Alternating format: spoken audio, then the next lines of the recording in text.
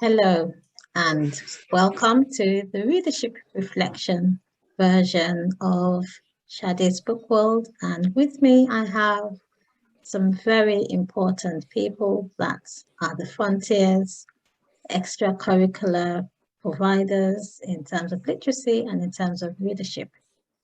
So next to me, I've got Adeshola Ali and I've got Farida Ladipo Ajayi.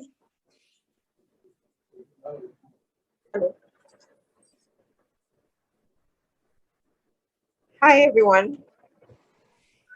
Temiloluwa Adeshina. Hello, everyone. Gongwen Adeyinka Edwards. Hello, everyone. We've had some amazing times and we'd like to reflect on those times that we've had, all to do with children's books, to do with authors, to do with events, to do with readership in general. So today we're going to have a look at the videos that we've recorded and we're going to reflect on Uchechi Ba Uzoku. We're going to reflect on Bolanle Ogunaike. We're going to reflect on Toye Faluje Kezie, and we're going to reflect on the Children and Authors Funfair. I don't have much to say because the other people in the room are going to tell us what they enjoyed, what inspired them, and give us their impressions of how they think those events went. So I pass the baton on to the first person who is going to be reflecting on author Uchechi Mbazuku. That's Farida of the Bookworm Cafe. Take the floor. Hi, everyone. Good to be here again. I'm always excited to talk about reading. So Uchechi Uzoku. So I watched her readership reflections where she talked about her author journey and she talked about her books. And I was fascinated by the bit where she talks about her book because her book is a story about getting kids to be aware of the addiction to gadgets. So, and that's what the story is essentially centered on. And so she created a story where she used characters with Nigerian names and then used a mosquito that we all know to highlight a lesson for children to learn about the effects of being addicted to gadgets. And I liked where she talked about how practical she is with trying to get her children off gadgets. Things that she even mentioned that like she's not perfect, but this is a journey, and also it affects. She's learning from it too, and also adults can also learn from that experience. And she was talking about her children doing normal stuff like coloring and just things that you would, because a lot of children nowadays think that when there's no gadget, when there's no PC, when there's no tab, there's nothing else to do. They'll tell you I'm bored. But she's like, they can color, they can do things, they can do lots of things, go outside, see nature and observe. There's so many other things to do. So I really enjoyed that from her.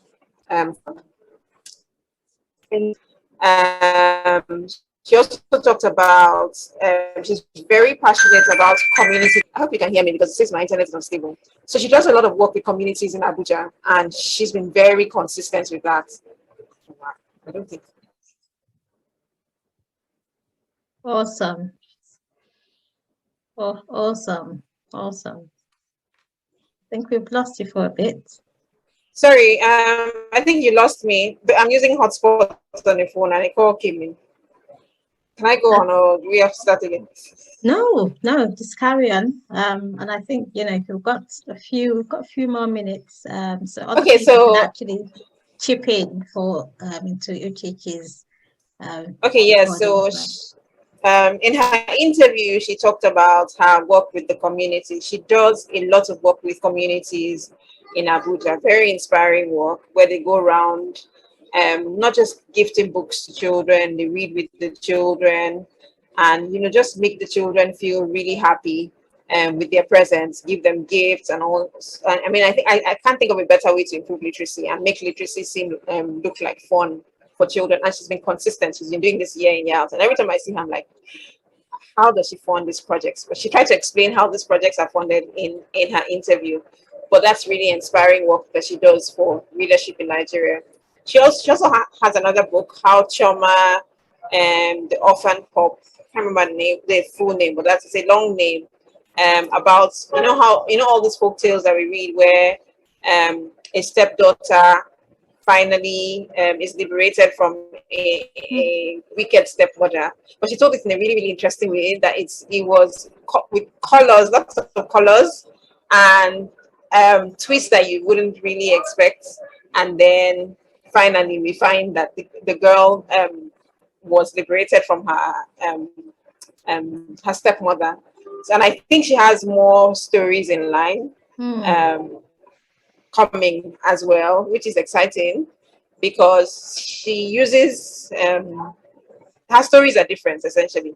The one for gadgets, I've never read anything like that before I read her book. And when she was talking about her process, I was really fascinated by it. Just even thinking about the idea. I thought it was so creative to come up with that kind of idea. I completely agree with you, and I think there's something contemporary about the way that she writes. Yes. And she's almost like it's, you know, she uses a fun way to teach lessons. You know, that's yeah, very inspiring. I really enjoyed that interview, especially because like I said in the interview that I know her mum, I know her dad, we went to the same church, I know her sisters, her younger Yes, I heard you say that. but I think obviously she was probably in Lagos then, so it was, you know, for me it was a fun interview, getting to know her and getting to find out about her passion and her charity work. So that was fun. That was a fun, and also that's beautiful review. That's okay. So I'll just add a little to what Farida said. I also love the fact that Uchechi's books come in different languages, so it can be read in Igbo, Yoruba, Hausa. I think that's fantastic, and we need to have more authors doing that. That's it. Thank you. Thank you. That's true. I just had a chat. We talked about the packaging and how the different languages are packed, and what works for authors, but what also works for the book distributors, and how there could be a challenge with when they're the same color. You've got to really pay attention to make sure that you're not delivering a language that another person wants. You know, you're not swapping the languages around, especially if the covers are the same. Yes, exactly. But it must be expensive to have them in different covers, so that it's quite understandable. Yeah. Well, I wanted to say the same thing I said for authors that have their books. Yes, because you have to create the covers into different languages. Number one, they will have to even pay the interpreter. The interpreter, yes. They spend a lot of money. Maybe they were supposed to do like 2,000 copies. It means they could break the number of copies done, and that's higher the costing, as it makes costing higher when you begin to have like lesser copies made in bulk and all that. So for authors that go that route, they have tried. It's really big work to start interpreting something that's supposed to come in just one language to 3 languages. Oh, I doff my cap for authors. Honestly, you know, it's there must be ways around it for the bookseller, whereby you can, probably the way that you stock the books, or maybe the label that you put on the books, you know, just a simple label. Well, they tried it. They tried to. So there's a small thing on it that says Hausa edition. Yes. Yeah, but you have to look at. It's easy to miss. Yes. Yeah. But you, as the book distributor, as you know, you can do something for yourselves that can make, you know, that can make it more visible for your customers, or, you know, for your management, Probably, you know, that kind, but probably make it slightly bigger for the way that you do your packaging. But, you know, like I said, like Timmy said, you know, it's hats off to people. I think, you know, I don't know how many picture books are now translated in all, you know, some major languages. Who else do we have that has translated their books into other languages? Is Mrs. Bumi Abadari Talabi, Dr. Bumi has done that that I saw, and her picture book wasn't even as wordy as Uchechi's picture books. So there's another book called Bam Bam Surprise. She has a French edition of her own. Fantastic. Then I think, you know, maybe that takes us on to the next author who has written a book in Yoruba and English. Who's going to talk about, who remembers the author? Yes. Okay. Who's going to tell us? Who's going to share? Bolanle Ogunaike. How would you, and she wrote, the English translation of the book she wrote is Who Am I? Okay. But in Yoruba, how would you say it, please? Can someone help me? Tani Moje. Tani Moje. Tani Moje. Yes. So I was really impressed by where she's coming from and what she has done, because as we've been discussing, I feel there are not enough children's books in Nigerian languages, because as much as English is the language, is our lingua franca, is the language we speak in Nigeria, there's still a lot of people whose primary language may be another Nigerian language apart from English. Plus, as Nigerians, many of us are bilingual or polyglots.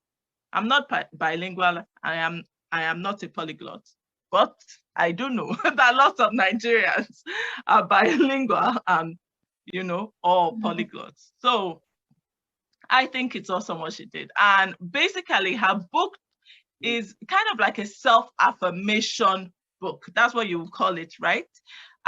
In it has like self-affirmations in it for the child. And coming, you know, in our present world, I think sometimes it's easier for children to maybe kind of like battle with who they are, or battle with that feeling of feeling less than equal or less than good enough to perhaps, you know, their classmates or other people like that. And this is a book that can be read over and over again to help affirm that child. And what is so lovely about it, basically, we keep on talking again about how it is so good for African children, Black children, Nigerian children to see themselves reflected in books. So having a child that looks like them, you know, that is wearing clothing like they are used to, speaking affirming words, I think that's awesome. And she talked about how she was looking for a book during the lockdown, something like this, and she couldn't find it, you know, and it comes back again to where there's a need, where there's a gap, stepping up to fill that space, you know, and I found that was awesome of her. And, you know, it's for me, I'm really all for books in Nigerian languages. So, you know, we've been talking here. I think that can be a whole nother session already.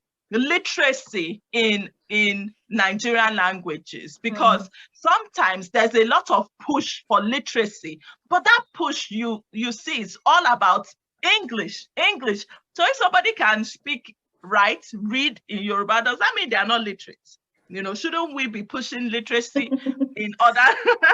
Auntie Sade can come in here because I know you will have a lot to say about that. That is the subject to debate.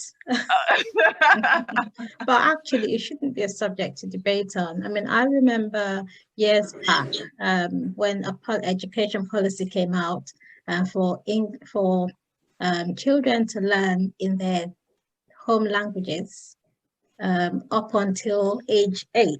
I think it was up until primary 3. So primary 1, primary 2 was meant to be in the language of their domain.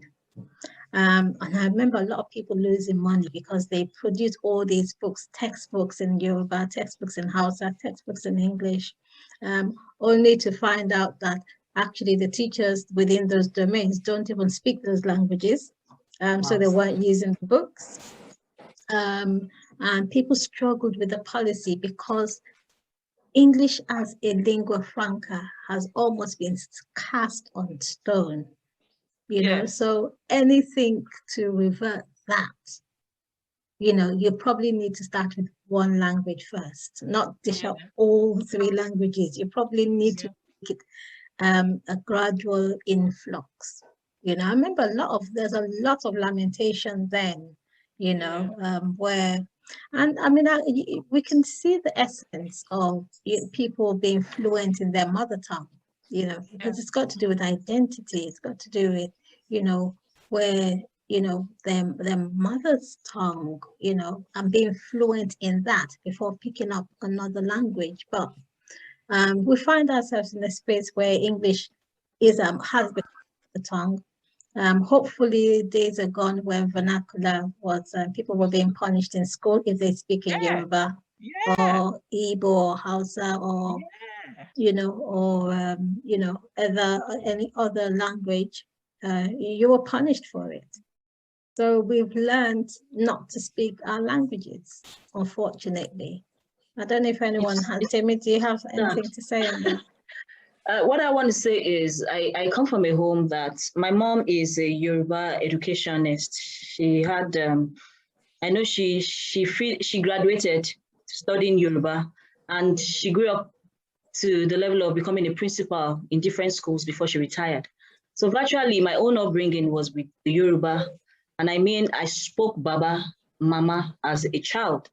English wasn't my first language. My mother ensured that it was Yoruba I started with all of us virtually in the house.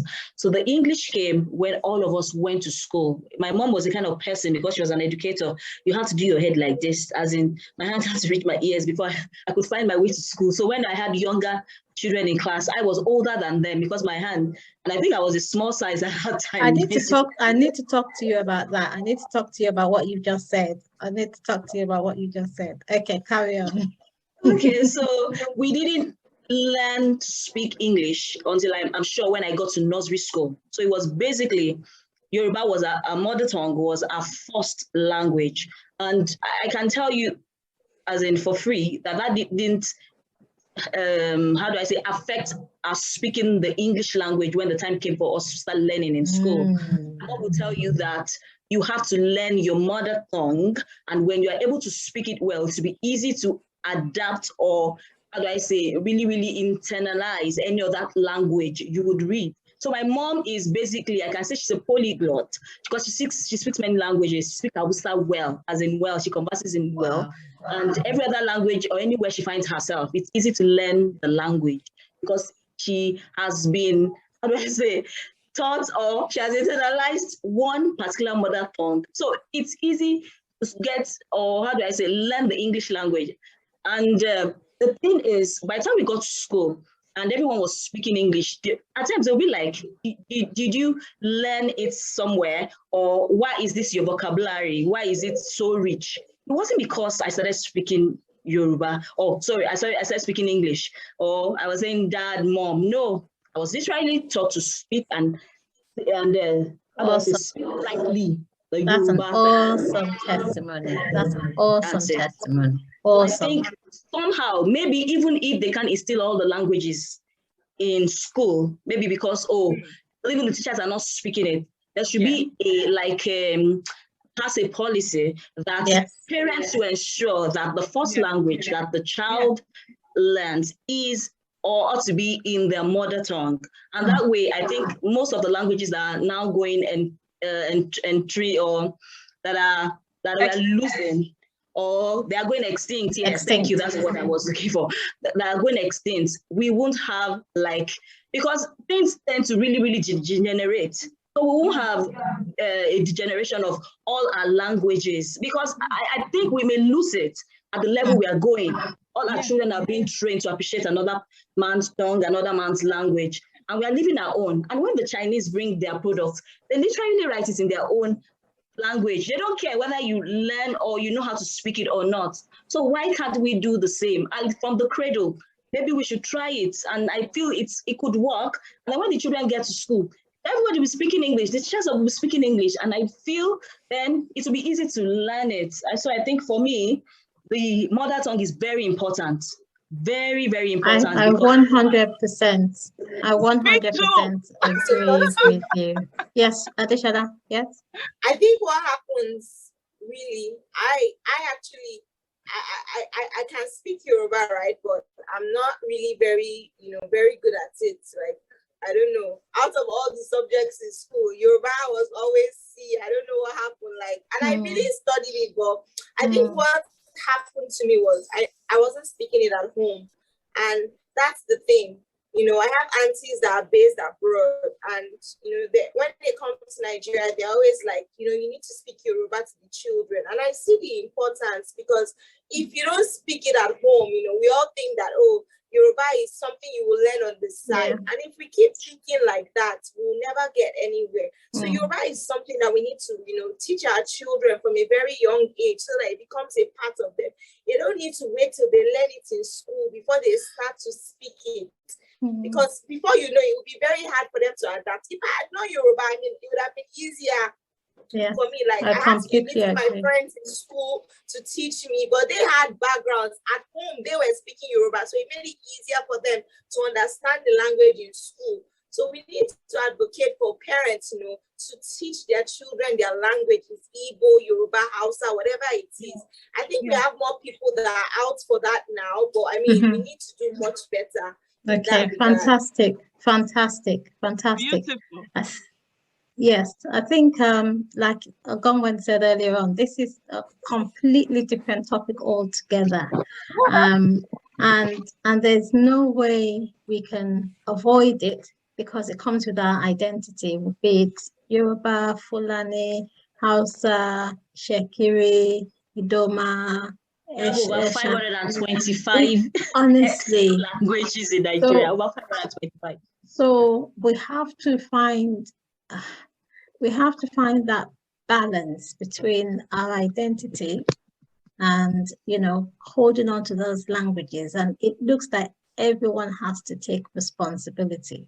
Everyone has to take responsibility. And I agree with Tebelolua, because when we lived in Abuja, and my kids had access to Igbo, Yoruba, and Hausa. They don't speak it, but they can hear it. And I mean, one of them now is learning 4 other different languages. Is able to pick up languages. She's able to pick up Chinese, German, French. It's just because of that, the drilling. The drilling with languages that she had from a young age. And just like you said, your mom could. So it's that exposure to languages, the fact that, if it starts young, I don't know if anyone saw a video that went around, was it yesterday night? I need to send it to you. This woman was praising in probably about 14 different languages. And then she ended with Yoruba. But she had gone all the way to Russia, Indonesia, Malaysia. It was awesome. I'll send it to you. I've seen that video for a long time. If it's the woman that goes around, she speaks all the languages, more than 14. She's been praising God in that in different languages, and she speaks all of them well. She has the accent. So you wonder, I mean, is this a gift that has dropped from I believe it's a gift. It's definitely a gift, but actually with every gift, there's the work that goes on. Yeah, You know, nothing, absolutely. no gift is in isolation. You know, there's Yeah. always. So that leads us to the next person that we're going to be talking about. We're getting there. We're getting there. Temiloluwa, your turn. Okay, so everyone, hello once again. I am Temiloluwa. Okay, and I love children books. I can say I'm a voracious reader and an addictive writer. And you can catch me reading children's books. I never get tired. I don't know why, but I'm so much drawn to them. So I will be reviewing Toye series, and that's the Ugo and Simpson series. Wow, okay, so my take on them. Toye has done a fantastic job bringing to light something that isn't common, something that is really becoming, how do I say, highly spread in our communities, and I would say communities, something, and in families as well. And we, at a time, we've swept this aspect of our communities, of our lives, we swept them underneath the carpet, and it's something that is affecting families that are even closer to us. And what can I say? She's been doing a wonderful job creating series for special education needs and inclusiveness, which is something no one thinks about, and that's the truth. But I want to say that there are times we feel that some things come to our lives to affect them negatively. But the truth is, part of what I listened to interview, everything that has happened to Toye has been, I will say that it's a blessing in disguise. And I am also being empathic about this because I know what she has been through. But I think when our pains become our messages, they really become real. That's when our stories come alive. And that's when there's a grace within it to really, really spread the message in such a way that the world will understand, and then it will cause a shift and a change. And I think that's what the Ugo and Simpson series are doing and will still do. So I celebrate the series, and it's about a whole family. She has built a trajectory around a family, a nuclear family, that her daughter is like, for me, the protagonist in the series. And she has created it around also her extended family. She has brought in grandpa and grandma. And I love the fact that, if I tell you some things that I've met some people in this like 2 weeks, and they are SEN advocates, they are special needs educators too. I can relate with what she has done. I taught in schools, I had autistic children in class. One of the ways they learn is through music. Toye has she has not only written a book series, right? She has put it into a video, and the video is expressing thoughts, expressing what the books have also done. If you go to her YouTube, you see the extra resources they have there. And why can I also relate with it? A particular SEN educator was saying that a particular child, he was assigned to a child, and the only way the child could learn was every time they're teaching the boy begins to rap. He turns every definition, he turns everything he's been taught into music. And the mother comes in. Now, this is an educated mother. She comes into the room, and every time she sees the boy do a rap on what he's been taught by his SEN teacher, that's when we say SEN is like a special education needs educator. And the mother begins to rant. What, I paid you so much money. My boy is only singing. My boy is only, and the unfortunate thing was after a month, she told the teacher to please go. My son, I'm not seeing any improvement. And the teacher felt so bad and said, but the only way the boy could learn. Now, the boy was diagnosed for autism. So it wasn't even Down syndrome. Now, Toya's books are on Down syndrome. And one of the ways she says her daughter learns as well is music. And I put my hands on my head that day. I said, oh God, as in, I wish this woman will have like a kind of education. But that's the only way to reach the soul of the boy. That's the only way he can learn. Some of them learn via cassettes. They play the sound of the teacher to them. Some of them just need to pick up your phones and they go to where all your resources is within a minute. But only if she knew that was only way the boy would have improved by now. And I asked her, how far with the boy? She says, no, the woman does not have any teacher for the boy again. And the boy is just there. And I was like, oh God, see where knowledge, and that's an educated mother. See where ignorance has gotten us to.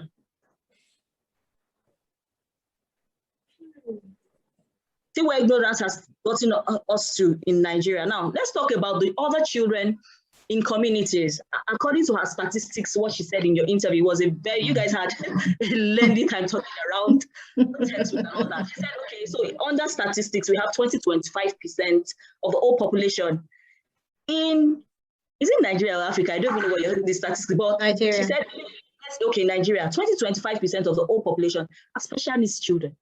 And they are not found only in rich homes. Go to every remote area, to every community. You have, that means maybe 1 out of 4 families that have a child with special needs. Now, we are talking about a woman that is educated, that sent away the special needs teacher. Now, let's talk about those that don't even understand what syndromes, what aspects of special needs their children have.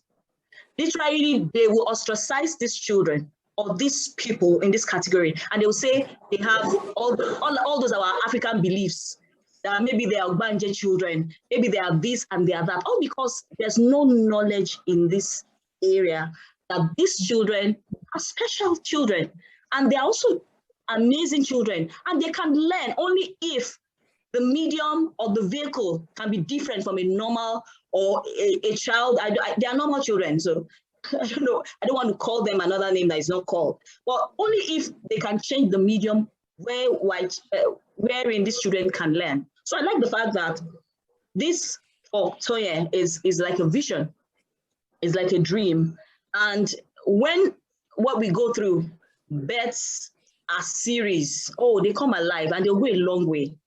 So at this point in time, I want to say these are beautiful series to teach the public, to teach everyone what it actually means to have an inclusive education. So the series are doing wonderfully well in enlightening, in creating and engaging, helping to raise awareness around this sector of the economy that are 20-25%. Oh, wow, that was alarming for me. And I'm like, So if many parents know this and they are aware of this, if many educators know this and they are aware of this, wow, then it will be something that we all should pay attention to. Because like in every class, there are 1 or 2 children that have not even been diagnosed, but you just feel, oh, this child is not learning well, he's a late bloomer. And what the teachers do is they relegate them to the back of the class. And literacy is a tool that can set them free. I can tell you for that. We had a child then at our center when we started in 2015, 2016. The boy, I didn't diagnose him, but the parents couldn't understand how to work with him. And all we had to do was, because reading guides read to them, and then they borrow books home, and then he had a maid at home that could read to him, and then he'll come and submit. The boy that could not string 2 to 3 words, the teacher told me they had relegated him to the back of the class. They saw that he was not going anywhere. She said, I don't even deal with him. The day she found out that the boy could read well, that was the day she called me and said, Mr. Additional, what did you do with this boy? Now, I had no special needs training. All I had was, what I had with literacy, foundational literacy, the little we could do, the little we're trying to do to help children read. And the boy improved. Now, I could say maybe he was at the level of maybe autism. I wasn't chronic. It wasn't Down syndrome. Of course, there were no signs. It was just, he could laugh, he could, some of these signs that are strong. So it would take someone, a medical person to actually diagnose, to know what his own ailment was. But there are many children like that in our classes, in our communities, in different areas that people feel, oh, he's no good. Oh, he's an Ogbanje. Awesome. Awesome. So our books are doing well. Thank you so much. Very exciting. How do I say, shining the torch in areas of the economy that Awesome. even are afraid to do I mean, anything about. I think you could tell from my interview with her that it was a journey. Yeah, My interview with her was a journey. And at this point, I think she was even a bit discouraged on the journey. But the truth is, there's light at the end of the tunnel. Certainly. Man, things are already happening, and more better things will Certainly. happen for her. And I think that the bit that I think you can tell that at some point she had to own her pain and turn it into a message. And she knew exactly when that happened. You know, you could tell she knew when that pain, she knew she had to take it. And so what we hear is the story of now. We don't hear the story of then. And you know, for me, it's not as if the story doesn't matter. I mean, so for me, this is the kind of person that I would not want to sit down and have a one-to-one and say, tell me about the then. Not that it changes anything. It's just that it enlightens us, you know, just to understand the passion. And bearing in mind that she's always been energetic. She's always been a fun-loving person. And I love the fact that she puts all that back into her passion. It was, for me, it was a lovely interview. I mean, the interview with Uchechi was like, you know, I wish I'd known you before now. I saw that you went more personal, Victoria. You didn't even delve too much with the book, but you dug into her family life, who she is, and all that. I saw like a shift in her interview. Yes, because I think it wasn't about comfortable. It wasn't that I wanted to make her comfortable. I think Tonya doesn't need to, Tonya will be comfortable anywhere. But I didn't want to miss. I didn't want to miss the intricacies of what we see now. You know, I wanted to kind of understand her as a person, and just people see her as being relatable.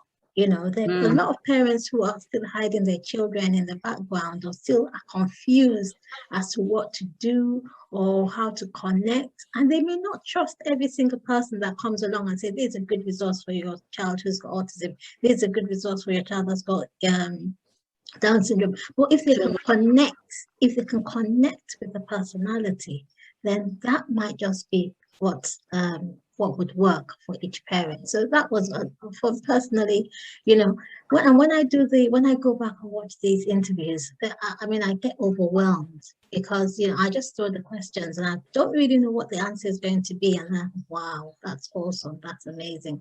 So when I make those comments, I'm not actually making them for fillers. I'm actually engaging and I'm engrossed in that conversation. And I feel privileged. I really feel privileged that this has happened, you know. And it's funny because Adishala just had this idea and I just reached out to her and said, Adishala, I need people to interview. and she, you know, she spread the word. And so that's why I'm happy that she's the one that's going to talk about the culmination, because from the beginning of the author, I had the number 10 at the back of my mind. And I know that there are people like yourself, Timilolua, whom I still am going to. I can't wait to have you in that seat where you thrash it all out with me. But because we had that time set, we had a time to work towards, and then we had 29th was always on the agenda. That on the 29th, all these authors will come together and we'll put something together. And it's going to premiere tonight at 8 p.m. So let's all come in. So Adi, shall I go? Okay, so the author fanfare was like all the authors that you had at the interview, they all came live, you know, and some sent recording, and it was really good, you know, the children and all the people, the guests that came. You know, it was good to learn more about, you know, children's books, about where they were coming from, you know, learning about everything all together. It was actually really, really interesting. Everything actually turned out really well. You know, those that turned up, Bolanle Ogunaike, Dele, Bumi Aboderi, Uchechi, Izeyi, Tonya, you know, having them, you know, talk about it face to face, apart from the interviews you've had with them, you know, having to, you know, tell us about their books, watching the trailers of their books, you know, that also brought it to life, So if you hadn't read their books, after watching the trailers, you'll be more interested in, oh, I really want to read this book. Oh, I really want to find out more about this person. I really want to, oh, is this what this is all about? So he actually brought that to light, and it was really interesting. And then the hosts were really engaging, asking questions. And then there was this PowerPoint that Mr. Godwin shared. It was really, really good. The children were all typing in the comments. They really, really enjoyed it. He showed different heroes because it was showcasing Black History Month. So he showcased different heroes, Black heroes, and over time, young, old, just tell the children. The message was clear. You can be anything you want to be, but you need to work hard, and that was really, really, really, really inspiring, really inspiring. Even for adults, we need that. We need to know that, oh, there are people we can look up to. Because, today we're not known. Who knows what tomorrow will be? We might be known then, So, yes, it was really, really, really good. And, it was something, I'm sure a lot of authors that couldn't make it. I mean, they're looking forward to another edition, Some of them, oh, I missed out. Oh, and, all this is all, what will I call it? It's publicity or for all the authors, their books coming out. The more people know that, okay, Nigerian authors are now coming out, and then we have actually really good books, the more that they're ready to spend on Nigerian books, which is what we want going forward, Fantastic, awesome. I don't think I could have said it better. I don't think I could have said it better. We have just 2 more minutes to go. And I want to thank you ever so much for contributing to the readership reflections of the last set of people that we've done. And tonight, like I said, the fanfare itself is going to premiere. I think we've all done fantastically well. I think we should give ourselves a pat on the back. Finally, as Christmas approaches, are there any titles, Farida, are there any titles that you think we need to focus on as the season? I've got my tinsel. Where's my tinsel? I've got a bit of glitter here. Glitter. I don't know how glittery it is. So